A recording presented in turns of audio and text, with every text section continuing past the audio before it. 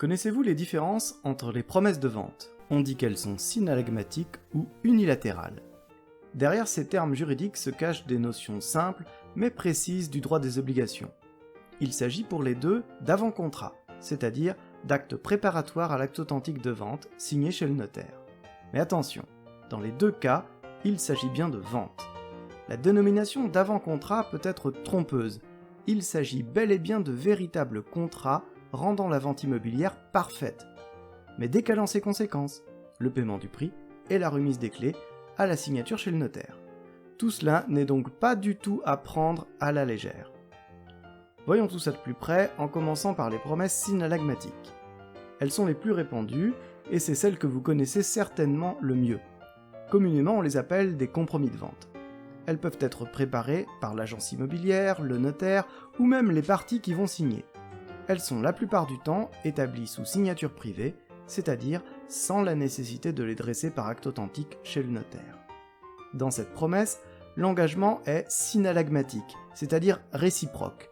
Le vendeur s'engage à vendre et l'acquéreur s'engage à acheter. La plupart du temps, le vendeur exige le versement d'un acompte, une sorte de dépôt de garantie, pour s'assurer de l'engagement de l'acquéreur. Mais alors, qu'est-ce que c'est qu'une promesse unilatérale? A l'inverse, elle n'engage que le vendeur. Il n'y a donc pas de promesse d'acheter. Ce type d'avant-contrat est moins répandu, mais ne cesse d'augmenter chaque année. Ici, le vendeur est appelé promettant et le potentiel acquéreur bénéficiaire. Le promettant s'oblige à retirer de la vente son bien pour le réserver pendant un temps donné au bénéficiaire. En échange, ce dernier verse une somme d'argent qui sera déduite du prix de vente s'il se décide à acheter. C'est l'indemnité d'immobilisation. Attention, comme le bénéficiaire n'a pas promis d'acheter, il peut renoncer à l'acquisition, mais dans ce cas, il perdra la somme versée au vendeur. Afin de mieux comprendre les différences entre ces deux avant-contrats, nous allons les observer grâce à des frises chronologiques. Voici la première, il s'agit de la promesse synalagmatique, et celle-ci sera celle de la promesse unilatérale. Dans les deux cas, elles sont bornées par la signature de l'avant-contrat en lui-même et du contrat de vente définitif chez le notaire. Nous plaçons donc ici la signature du compromis, et là, celle de la promesse unilatérale. Puis, la fin de l'histoire avec la signature chez le notaire par acte authentique. Ce sera le moment où les parties s'échangeront le reste du prix à payer et les clés de l'immeuble éventuellement. Maintenant, il faut comprendre ce qu'il se passe entre les deux. Après la signature du compromis, le document est envoyé par lettre recommandée avec avis de réception à l'acquéreur. Ceci fait débuter ce qu'on appelle son délai de rétractation. Il s'agit d'une période de 10 jours pendant lesquels la loi lui donne la possibilité de revenir sur sa décision sans explication. Cette période court aussi après la signature de la promesse unilatérale. Dans les deux cas, si l'acquéreur ou le bénéficiaire a versé une somme d'argent et qu'il souhaite renoncer à la vente, il devra la récupérer. C'est à partir de maintenant que nous allons voir les choses prendre des directions différentes. Pour le compromis, après la purge du délai de rétractation, la vente est parfaite, à moins qu'il n'existe d'autres conditions suspensives, c'est-à-dire des circonstances qui permettraient à l'acquéreur de se rétracter si elles se réalisaient. Afin de les purger et de préparer son acte, le notaire a besoin de temps. Selon les cas, on peut compter environ 2 à 3 mois. Les conditions suspensives sont par exemple le droit de préemption de la commune ou encore l'obtention d'un permis de construire.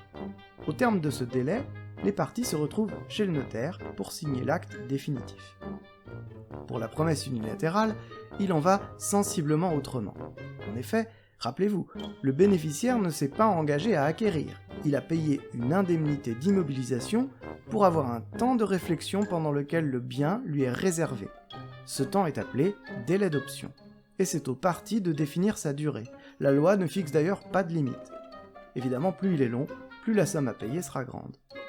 Pendant toute sa durée, il est interdit au vendeur de signer une autre promesse de vente. À tout moment, le bénéficiaire peut lever l'option, c'est-à-dire s'engager à acquérir le bien. Au-delà du délai, c'est trop tard.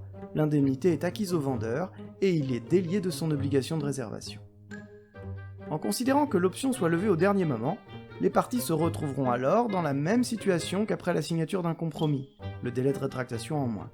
Il faudra alors préparer l'acte authentique et purger les dernières conditions suspensives s'il y en a. Comptons donc encore 2 à 3 mois avant la signature de l'acte définitif. Et voilà, Vous connaissez maintenant les principales différences. Et pourtant, il reste bien des choses que nous n'avons pas abordées. Par exemple, quelles sont les différentes clauses suspensives? Une promesse unilatérale doit être enregistrée. Qu'est-ce que ça veut dire? Que se passe-t-il si l'une des parties refuse de vendre ou d'acheter? Pourquoi les notaires préfèrent-ils de plus en plus les promesses unilatérales? Rassurez-vous, toutes ces questions et bien d'autres trouveront leur réponse très vite dans la suite de la formation. Pour l'instant, je vous propose de tester vos connaissances sur les promesses de vente en flashant le code suivant ou en vous rendant à l'adresse qui s'affiche sur votre écran. À bientôt!